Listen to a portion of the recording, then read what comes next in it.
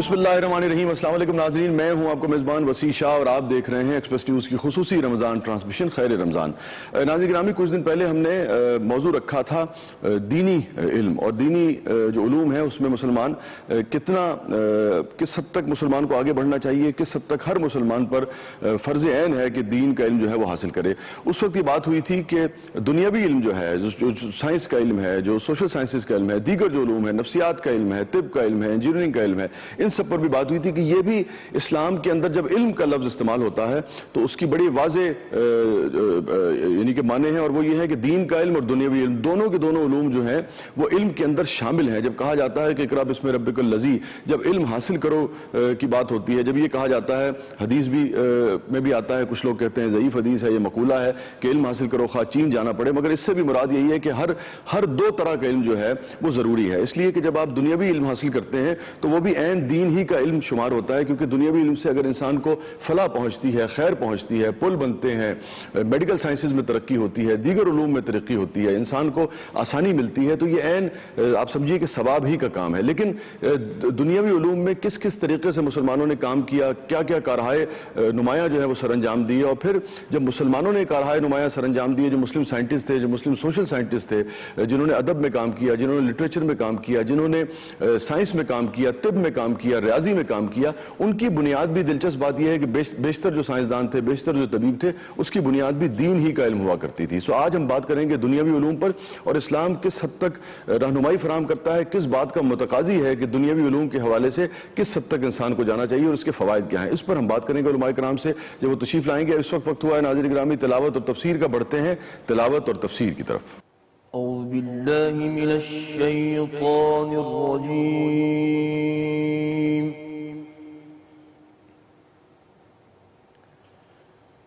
बिस्मिल्लाहिर रहमानिर रहीम।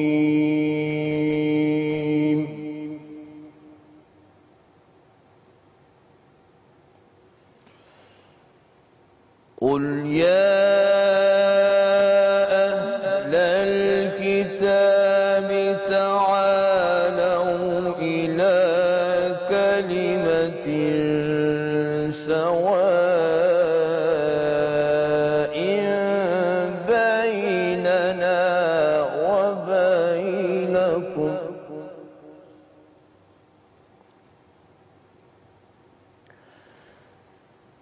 تعالوا إلى كلمة سواء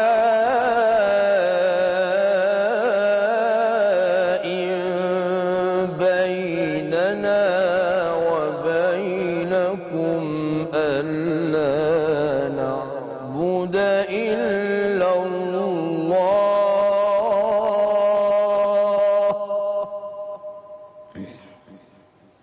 تعالوا إلى كلمة سواء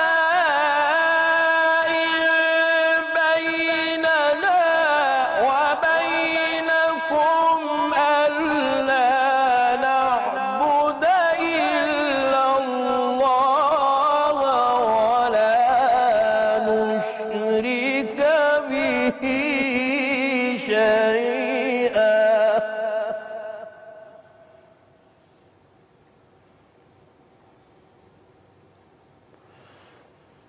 ولا يتخذ بعضنا بعضا أربابا من دون الله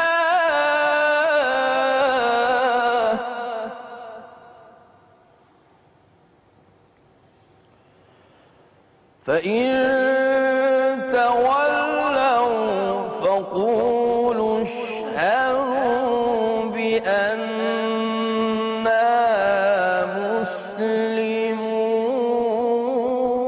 مسلمون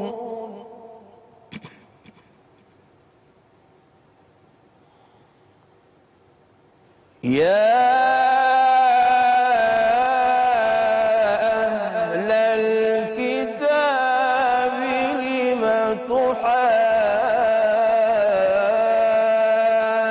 تحاجون في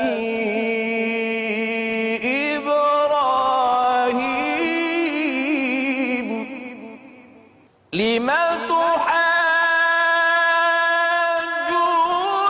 फी इब्राहीम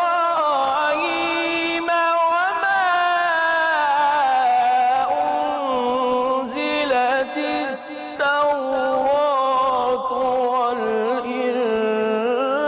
इंजील इल्ला मिन बअदिह वमा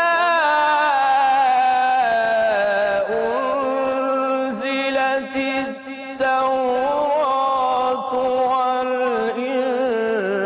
इंजील इल्ला मिन बअदिही अफला तअक़िलून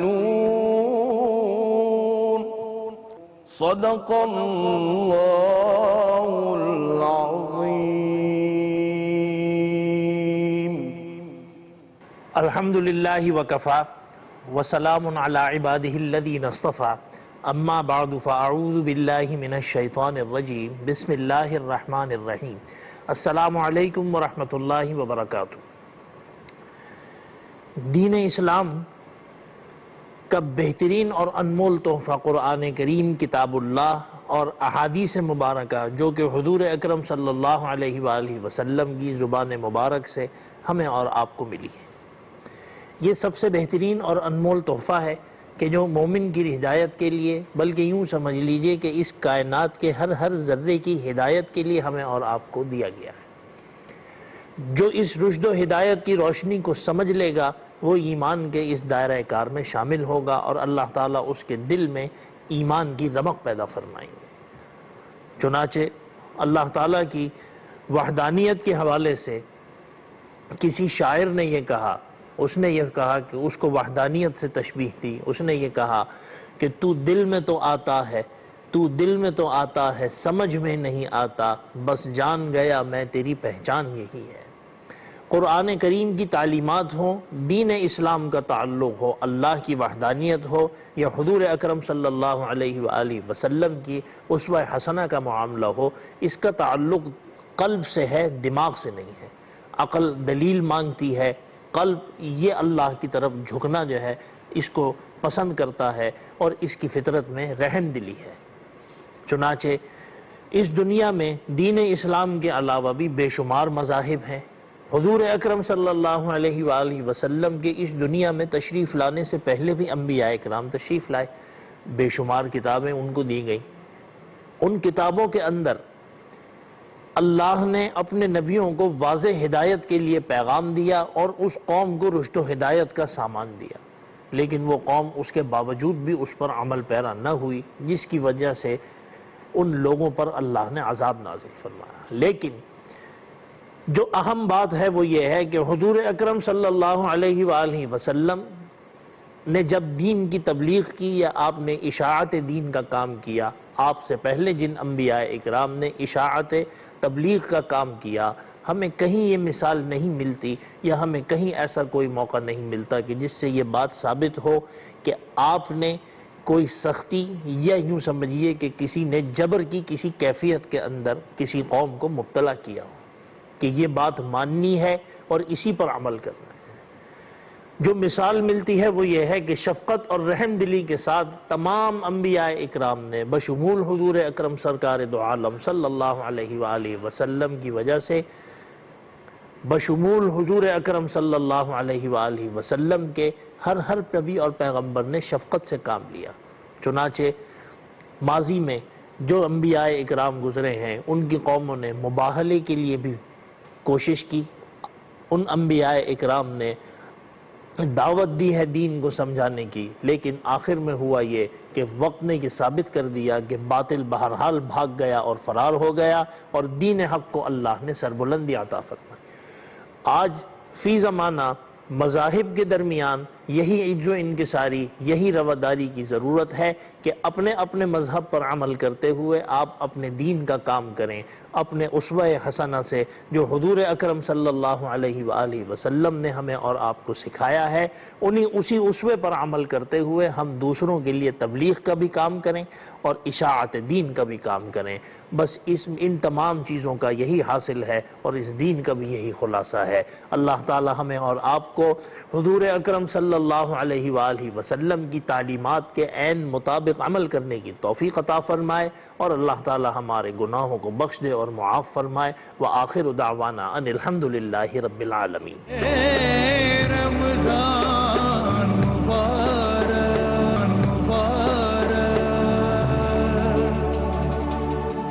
अस्सलाम वालेकुम वरहमतुल्लाहि वबरकातुहू। नाज़रीन गिरामी, प्रोग्राम में एक मरतबा फिर हाजिर खिदमत है। वक्त हुआ है उस सेगमेंट का जो हमारी नस्ल नौ के लिए हमने तरतीब दिया है, हमारे बच्चों के लिए है, उस नस्ल की है जिसने आगे आकर जिसे कहिए कि हमारी ज़मामे कार जो है उसको संभालना है। तो वक्त हुआ है खैर अतफाल का। बढ़ते हैं खैर अतफाल की तरफ।